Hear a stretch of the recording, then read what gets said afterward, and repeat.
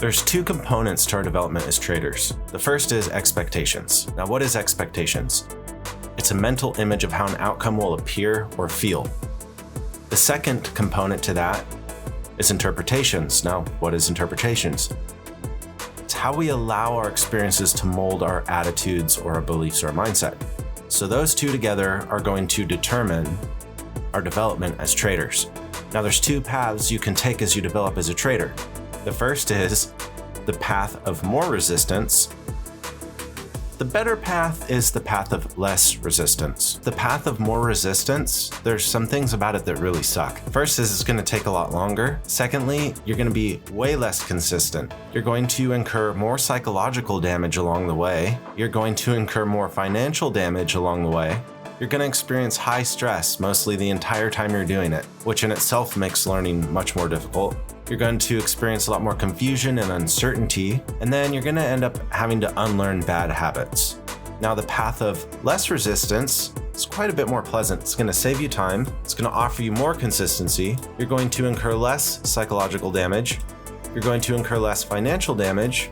You're going to experience a lot less stress. You're going to have more certainty in what you're doing, and you're going to learn right the first time. Now, this is very important because the path of more resistance, it leads to a high chance of failure every time. Now, look, I'm not saying that if you take the path of more resistance, you're going to fail, because that's not true. You could still succeed, but you're just going to experience a lot more of the negative things that I just explained to you, and I know firsthand because I did the path of more resistance. The path of less resistance, you guessed it, you're gonna have less chance of failure. Your whole experience of trading is gonna be way better than if you took the path of more resistance. We're gonna go ahead and pretend for a minute here that this is you.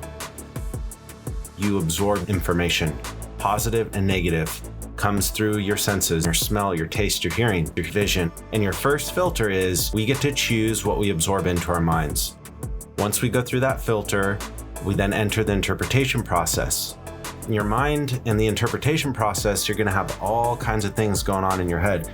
Decisions, news, jobs, relationships, nourishment, sports, financials, goals, obstacles. So many things consciously and subconsciously are just funneling around in your brain, and you're processing them.